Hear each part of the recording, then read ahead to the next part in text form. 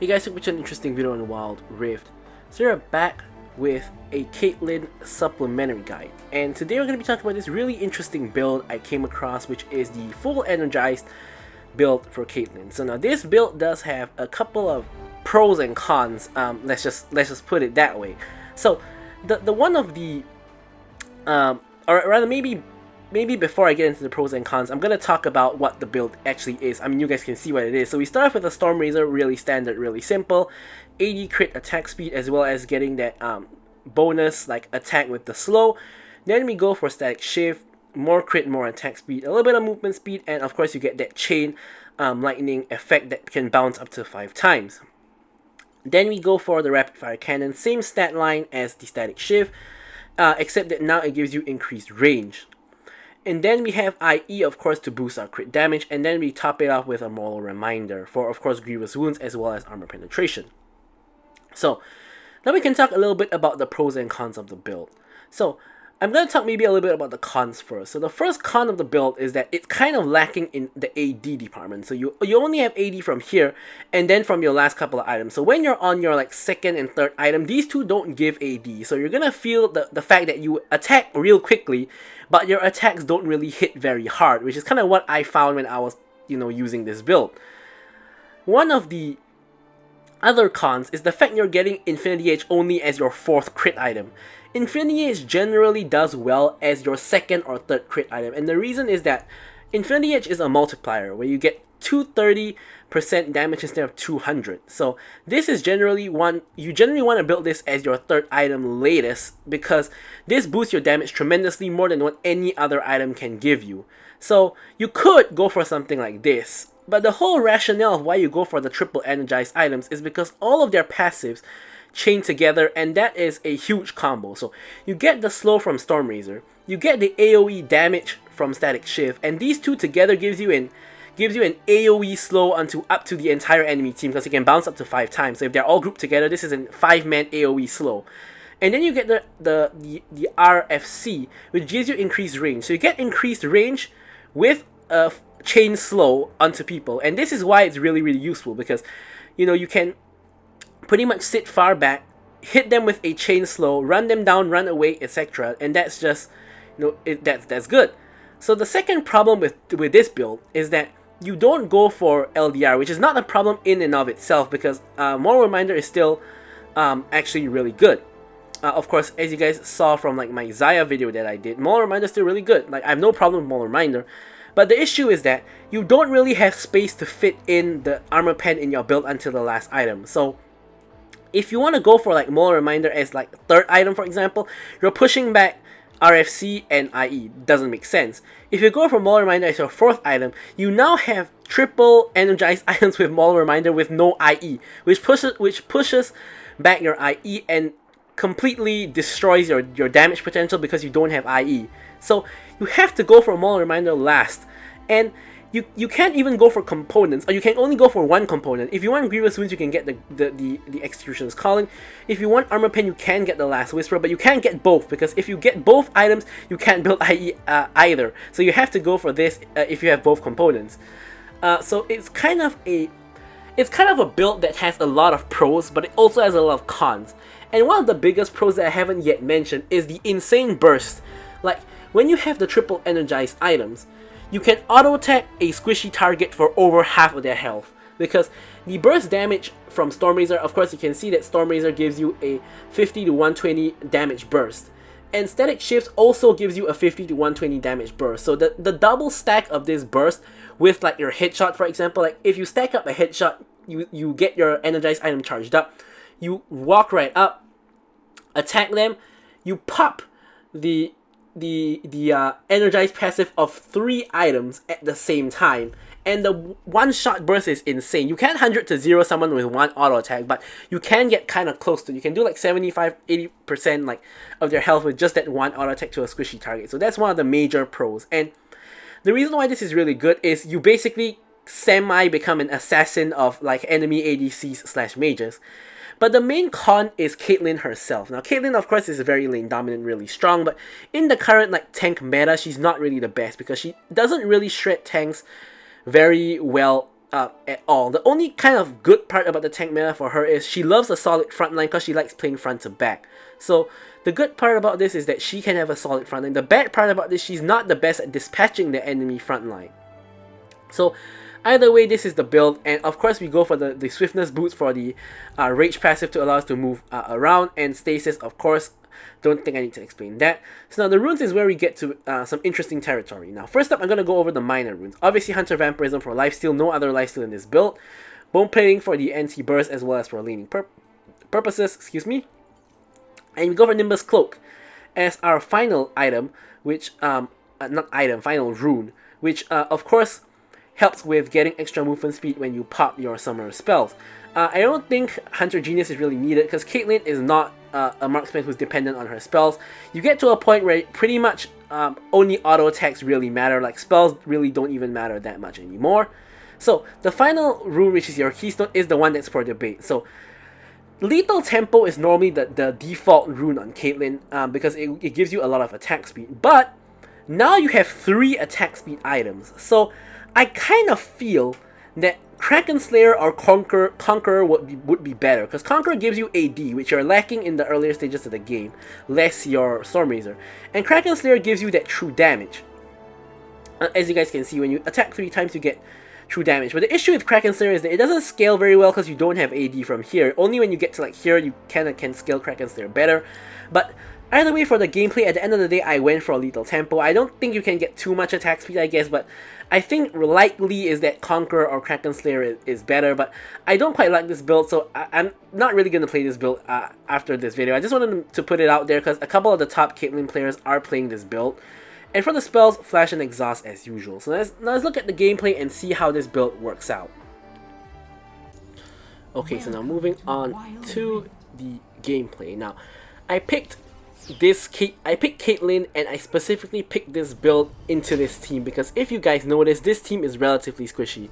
Vayne squishy, Akali is squishy, Janna is squishy, Xin Zhao is, I wouldn't describe him as squishy, but he's not like the tankiest guy in the world. Malphite is of course a tank, so Malphite is going to pose a problem to us. You guys will see later in the game, he does indeed pose a problem to us, like as we expect.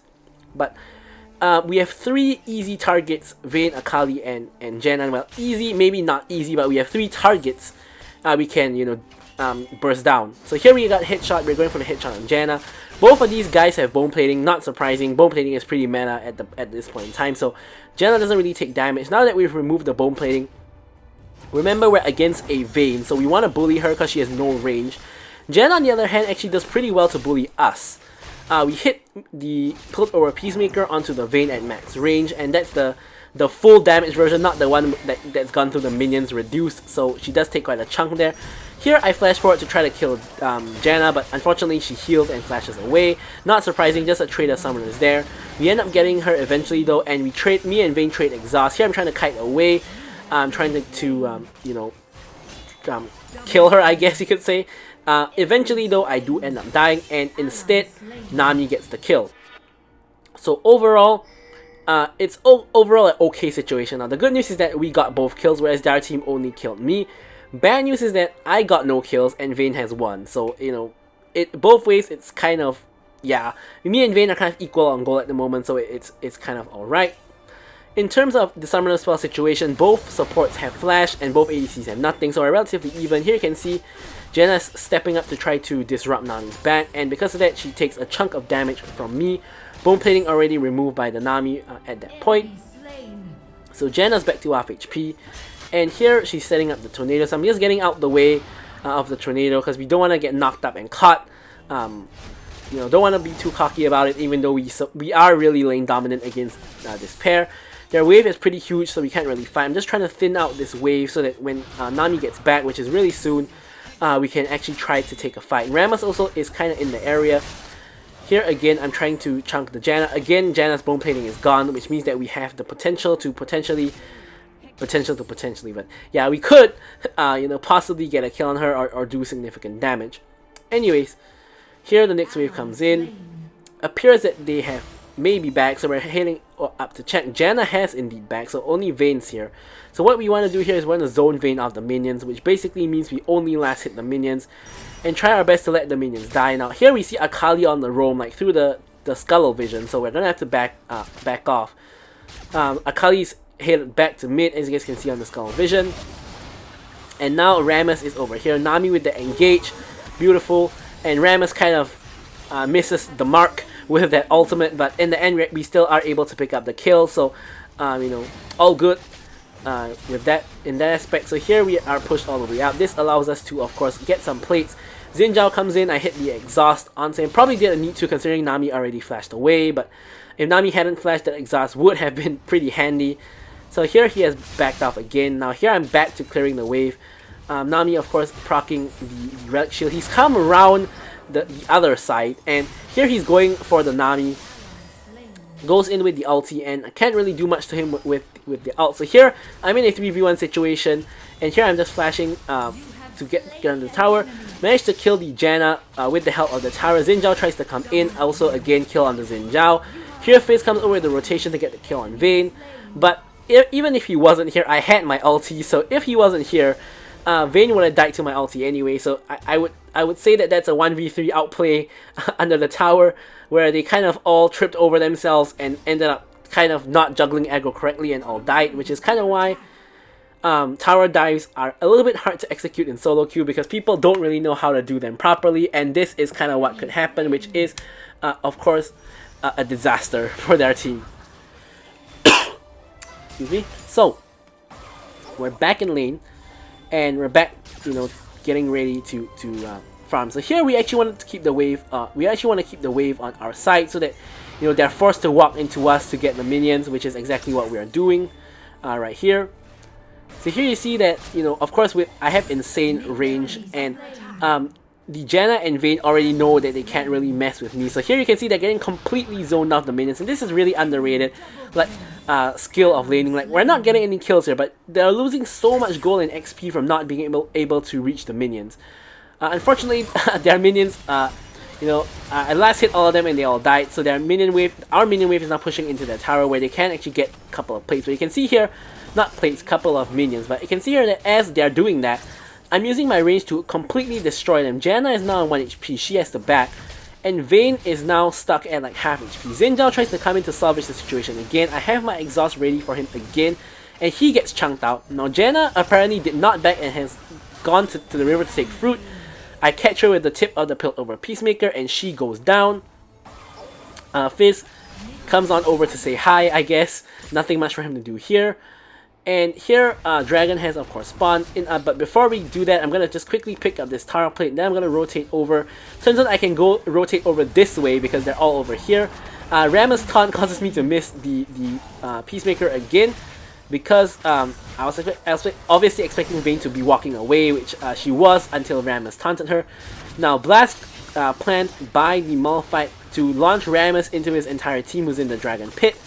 The ult comes out from Janna to, of course, heal out her team.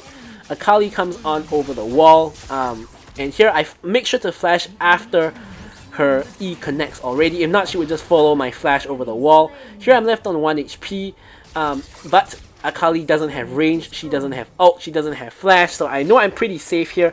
I set a trap just in case, and I'm gonna back right here. Fizz doing a very good job of standing between me and Akali, so if Akali engages, it's gonna be onto him and not me.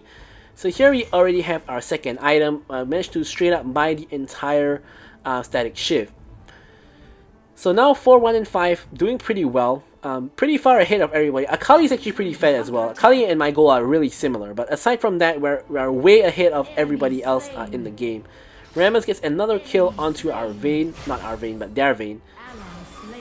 And yeah. So obviously didn't really mention this, but obviously the enemy team does secure the dragon off of the previous fight where they killed the Rammus. But here we're gonna go for the tower instead. So we do secure the tower. We already got first tower from the top tower, but now we're gonna just, you know, quickly just pick up this tower as well. Now we're here rotating over to mid, make sure to go behind the dragon pit so they can't really see us coming. Now, unfortunately though, Akali probably I think spotted us on the ward because she backed off immediately without me even showing. So she probably just saw us on the ward and she's gone. In the meanwhile, the enemy team picks up the Rift Herald and I'm just picking up the wave. Now here Malphite is really near and I'm kind of scared of getting ulted. Although on the replay we can see he doesn't have ult, but of course I wouldn't know that in the game because I didn't see him use his ult. Now he does have ult though, so here it's kind of funny. We basically have a 8-minute ARAM. Like you can see, my entire team is here, and the entire enemy team is also here. Can't really see that at the moment on the minimap because they're in Fog of War, but the entire enemy team is also here, and it's kind of funny. You know, solo queue shenanigans. You can see Janna, Vayne, and Malphite already here. You can see Xin Zhao coming in from the side, and where's Akali? Somewhere on the side. I think she's somewhere on the left side. There she is. Akali is there as well. So we have a mid lane ARAM. Unfortunately though, Nami backs right as the fight starts. So we are stuck in a 4v5, and obviously 4v5 are not good odds. Herald comes in, destroys the tower as well, and because the tower is gone, the enemy team can easily you know, get rid of me, and I am gone. And Vayne unfortunately gets the shutdown as well, which is pretty bad because we don't want to be giving Vayne a shutdown. Either way, we didn't have too much choice in the matter. Nami and Fizz trying their best to hold down the fort, and kind of works out because at least the enemy team does not get inhibitor, so it could have been worse. But yeah, so here we just respawn and we're gonna pick up our stasis. Just wait a couple more seconds for that. See Rammus doing the red buff, and of course at this point of time in the game, buff sharing is online. So here just helping him with a single shot to the buff, and here we're going to pick up the red buff itself. Also just going to head over to the bot lane to pick up some farm. 2 cannons collided into the tower, so we're just going to pick up those 2 cannons. We can see that the Vayne and the Janna are on their way down. The Nami bubble goes in onto Janna. The wave goes in between the uprights though. I am able to kill off the Vayne, and Janna is now caught you know, in a place she doesn't want to be. Surprised the ult didn't kill her there, but Fizz is able to finish her off after the ult comes through.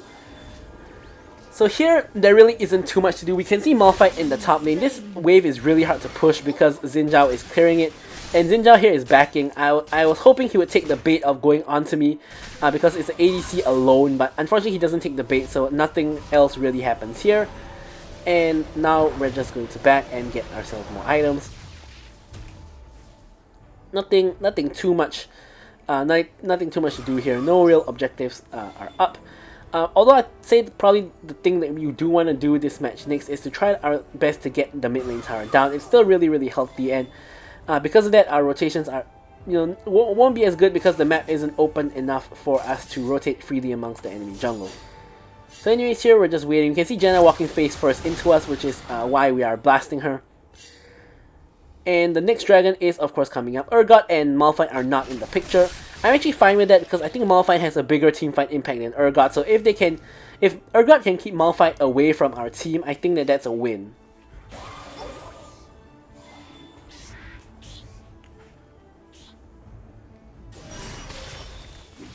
Right, so here nothing much is happening. Vayne gets condemned, but nothing really comes of it. Rammus goes in for the engage. Akali manages to flash straight into my flash out straight into my trap, but unfortunately here I managed to misplay the fight. I was actually trying to press my E to dash away from the Akali, but I fat fingered my ultimate again, which basically meant that I was not DPSing her for like 1+ second, which was really bad, and Akali just full comboed me afterwards with the help of her second phase of the ult, and I died. Really nice double bubble by Nami here to survive, and yeah, so that was kind of bad.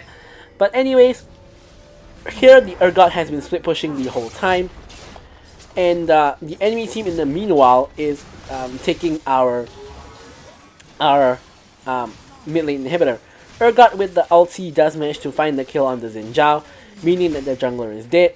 Now Malphite is still in top, Akali is still in mid, yet to reset. We of course know that Vayne and Janna are respawning, and we do know also that the enemy team did not take dragon. So here Malphite tries to come in. He unfortunately comes into the middle of 4 people, but you can see that even so, he manages to still get his ult off. He's still really tanky. And here we're on the chase for Vayne. Just look at that insane damage, by the way. That's what this build can get you. You can get that kind of insane damage. Here Akali tries to go in 1v5. Really stupid idea from Akali. Does manage to kill the Nami, which is not a very valuable target, all things considered. And I set a trap line such that it is literally impossible for her to get out. Just look at those 3 traps there. She ain't getting out of that. Anyways, not sure if you guys heard that, but I had a call, so I kind of stopped the recording and continue now. But I don't think that it's perceivable in the recording. Anyways, here, obviously with our mid inhib gone, there's super minion waves, you know, just barreling down in our mid lane. So I'm back. I do back to clear that wave, but somehow my teammates just get caught in the dragon pit. I guess they didn't back instantly like how I did, so they end up getting caught in the dragon pit, particularly Fizz, who kind of just died right there. Anyways, here you can see we got our triple energized items. We got the Storm Razor, RFC, as well as the Static Shiv. And we are ready to do some damage. So here, anyways, Rammus just took red buff, so we're going to head over, pick up the red buff. And also, he's picking that he's on his way. He wants to go for kills on Janna and Vayne. I'm ready to help out. Unfortunately, though, he goes in way too early. I'm not even there to DPS. Like, look at this, the entire taunt duration. I'm not actually even doing any damage. Now this obviously is, I can't do anything about it. He needs to wait just a little bit before he goes in there. A little bit too excited is the Rammus. Anyways, here you can see another fight's happening in mid lane. Here I'm quickly going to rotate, stop doing the Krugs. And here Rammus goes in onto the Akali and Xin Zhao. So here I'm standing inside Xin Zhao's ult to make sure we can kill him. Because obviously at this point he can't kill all of us either way. So I'm gonna quickly get rid of him. Here we're trying to go for a Baron, because obviously enemy jungle is dead. However, Fizz does die as well. So here it's becoming a full-blown fight. Here I'm finding myself in a pretty bad position. I'm gonna flash the wall to put myself in a better spot. I do get the kill onto the Vayne from the red buff. And here only Janna and Malphite are left alive now. Malphite is a guy that I cannot kill because he has like a Searing Crown and Iceborne Gauntlet at this point, and I don't have any armor penetration, so he's so tanky. Like, look at this, I'm just blasting him, but I'm not doing any damage. So this is what I was talking about. This is one of the big cons of this particular build. You can really only do damage against squishies. Thankfully though, we do have an Urgot who does get the execution onto the Malphite, so Malphite goes down. Here's Xin Zhao, hops onto the Nami, and Nami dies. Here I'm a little bit of a bad spot, so I put down my traps in places such as here, so he gets trapped once, he gets trapped twice, and another trap here, he gets trapped again, and here unfortunately gets trapped again. Here unfortunately I stasis. Now I think in hindsight, if I didn't stasis, I think it would have actually been better for me. However, I saw that he hit his W, so I thought he was going to E on me, but in hindsight, probably because of the root and the taunt, he wouldn't have been able to anyways. So most likely if I kept running, I would have lived there, so kind of a little bit of a not too good decision. Either way, in this match, you can see that eventually I did decide to give up my IE, and I did decide to go for Maul Reminder as my 4th item. Reason being is that if I can't shred through like the Malphite and the Xin Zhao now has the Amaranth Twin Guard and he's not really tanky. But if I can't shred through the two of them, it's really difficult to attack like the backline, assuming they're playing front to back, which they kind of really haven't been. So I decide that the penetration is more important than going for the more like raw damage. So I end up going for Maul Reminder 4th. But again, as I mentioned, that's one of the problems of this build, the fact that you wouldn't have to make such a trade-off, whereas if you're going for LDR, this wouldn't really be an issue. Now here, I'm just going to pick up the blue buff because, you know, Caitlyn does use up quite a lot of mana. Now, arguably, I think probably should have given this to the Fizz, but wasn't really thinking too much about it at the time, not gonna lie. And I'm just, you know, going about my business. Now here, Urgot manages to get into a fight, so does Rammus. Xin Zhao hops the wall onto me, which doesn't really make sense here. He's alone with no team. He dies to Urgot suppression. Malphite kind of tries to help him out, ends up ulting nobody. He dies as well. This leads Vayne to get taunted, and literally 3 free kills right at the doorstep of Baron. So free Baron for us, I guess. Only Akali as well as Janna are left alive. Akali tries to hop in. I'm not sure what she was trying to achieve here.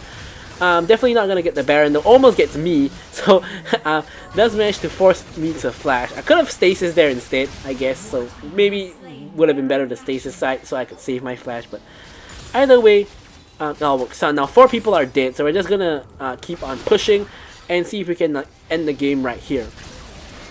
So in the meantime, Rammus is kind of on the chase for Janna. Now I decided to join that chase. I think if I had vision here, I would have killed the Janna, but no vision, no kill. So here, we're just gonna quickly take down this this mid lane inhibitor, but the whole enemy team respawning, so we can't really continue here. Rammus doesn't get the memo, ends up you know, dying to the enemy team, which complicates matters because there's an Infernal Drake that's up. So now because Rammus isn't even alive, now this basically is now a situation where we have to give the Infernal Drake, because death timers at this point are like 50 seconds plus. So if we all go Infernal Drake and we all int, we literally lose the game right here. So it doesn't make sense to really do anything at the Drake. So here you can see I'm just walking away, I'm pinging my team back. Enemy team gets the Infernal Drake as we expected, and yeah, that's pretty much that. So anyways, huge wave coming in at bot. So here I'm gonna quickly just clear up this wave. We get majority of the wave. Fizz does get the last 2 cannons, but we do get majority of the wave. Fizz continues for the next wave, and instead I'm just going to quickly farm the Crux. I'm trying my best to get to a point where I can complete my IE so that I can have my full build, and also IE is a huge purchase. So here ends up having another fight. Good ult by Malphite onto me and Nami. Here I'm trying my best to kill people, but I realize I'm in the middle of everyone, so I have to pop the stasis, allowing Fizz to, of course, clean up the 2 kills. Rammus hops over, tries to cut off the Vayne's escape. Vayne runs the other way, Fizz gets the triple, and only Janna is left once again. So here the game is basically won at this point. We don't even have to kill Janna because she can't actually stop us from ending the game. So I decide to do the more objective thing, which is to just push in the wave to end the game, whereas my team can go for the kills instead. And yeah, so here we are able to finish off the game. So you guys can see both the pros and cons of this particular build in this gameplay. So hopefully guys, you guys enjoyed the video. I'm gonna leave you guys with the stats as usual. Thank you guys so much for watching the video, and goodbye.